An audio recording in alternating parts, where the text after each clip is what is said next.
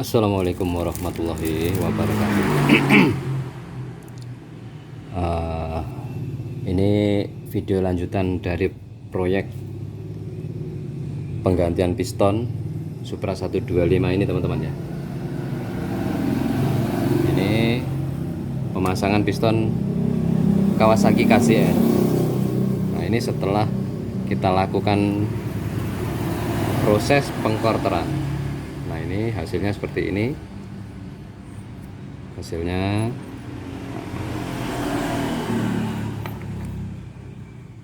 seperti ini. Terus di sini untuk piston kita lakukan pemapasan ya, sedikit pengaturan tepian piston. Di sini kita lakukan pembubutan sedikit, sekitar hampir 1 milian. Ini kita sedikit kita papas. Terus untuk ini sudah kita scare klep. Ini hanya kita bersihkan saja teman-teman. Kita bersihkan saja, hanya sedikit main ya, sedikit dihaluskan lah, kita bersihkan saja, cuma tidak dilakukan pembubutan. Ini hanya kita sesuaikan sedikit ini tadi untuk mengejar keselarasan ya, posisi dari lebar ini diameter piston, diameter liner ke bagian sini. Jadi untuk mengejar agar presisi seperti ini ya. Nah, nanti kurang lebih seperti ini.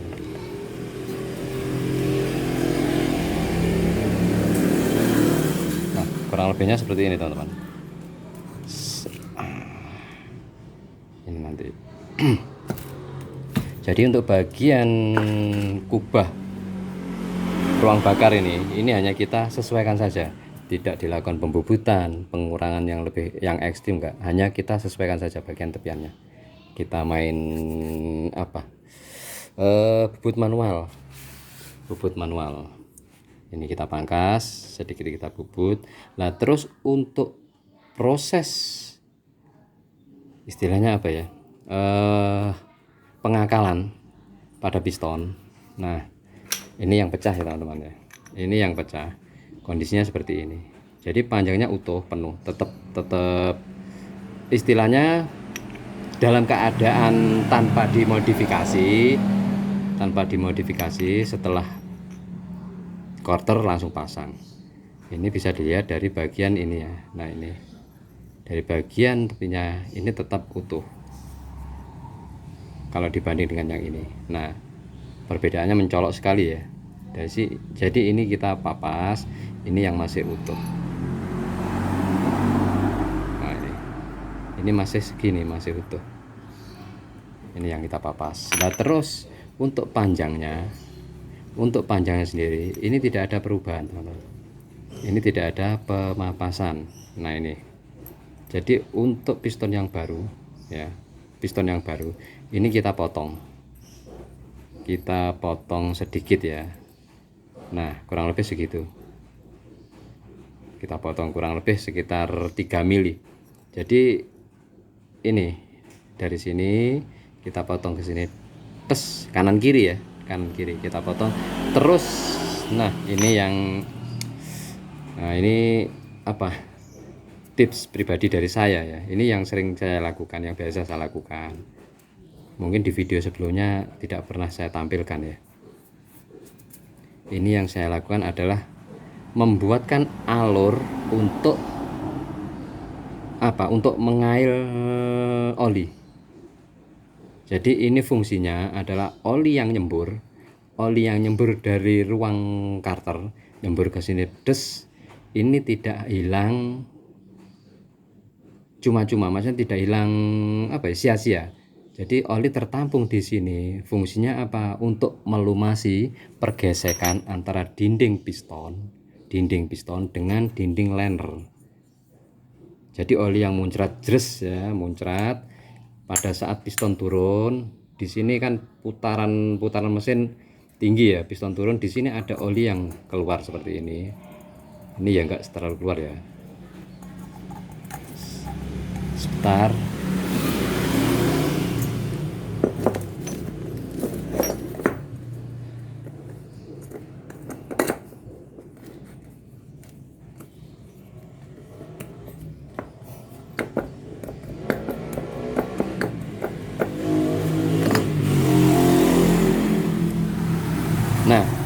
lebihnya seperti ini teman-teman ya. Pada saat piston mundur seperti ini ya, oli yang cipratan oli dari putaran mesin yang tinggi cipratan naik ke sini dan juga ke bawah ini karena putaran ya. Nah ini ada cipratan oli yang masuk ke sini, itu tertampung oleh ini teman-teman, oleh nut yang saya buat.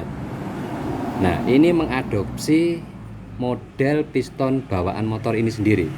Jadi untuk piston bawaan motor Supra 125 Karisma itu pasti ada got seperti ini, ada nut-nut seperti ini. Tujuannya apa? Yaitu oli yang cipratan oli yang menyentuh bagian dinding piston bagian atas dan bawah itu tertahan oleh nut ini sendiri, dan fungsinya untuk meredam panas berlebih akibat gesekan dinding piston dengan dinding lenter. Nah kurang lebih seperti itu ya. Nah cipratannya dari mana? Cipratan oli ini, nah kurang lebih seperti ini ya. Jadi seperti ini, nyiprat naik ke dinding piston dan juga mengenai bagian bawah, digesek, maksudnya piston bekerja itu gesekan yang dihasilkan dari kerja piston ke dinding lenter itu minim friksi ya, jadi lebih dingin, lebih aman karena ini bekerja dengan lebih halus. Karena apa? Karena ada oli yang tertampung di bagian ini. Jadi fungsi dari dibuatnya nut ini adalah untuk, katakanlah untuk pengaman, untuk pelicin bagi piston dan liner itu sendiri. Dan ini sekali lagi saya mengadopsi dari model piston bawaan Supra 125 dan Karisma. Jadi model piston standar seperti ini, ada nut seperti ini ya, ada got seperti ini. Tujuannya adalah untuk mengail oli, menahan oli yang terciprat ke bagian ini untuk pendinginan piston itu sendiri, untuk meminimalisir friksi pergesekan antara piston dengan dinding lenter. Nah terus untuk proses, nah ini satu hal lagi teman-teman ya, untuk proses dan cara pemasangan lah ya. Di situ ada tanda panah teman-teman ya. Di sini ada tanda panah. Ini panah ini menghadap ke arah lubang buang, ke arah klep in, jangan dibalik ya. Di sini di bagian kiri, di bagian menghadap ke arah bawah, ke arah lubang buang. Istilahnya lurus dengan lubang inilah. Tanda panah ini lurus ke lubang ini. Kalau ini dibalik akan ada sesuatu yang kurang nyaman untuk motor itu sendiri. Nah, ini nanti kita tinggal pasang ya. Dan untuk bagian belakang, packing kita double teman-teman. Kita gunakan double packing. Ini ada 2 dan juga pak baru. Ini sudah saya skir klep, tinggal kita pasang-pasang. Mungkin untuk hasil akhirnya sudah ada di video-video yang lain ya. Ini nanti tidak saya videokan. Di sini saya hanya berbagi tips untuk proses atau pola pemasangan piston Kawasaki KC ke Supra 125 ke Karisma. Ini cara amannya. Ini versi saya ya. Sekali lagi ini versi saya. Barangkali ada teman-teman yang memiliki cara yang lain untuk proses pemasangan ini, bisa di-share di kolom komentar.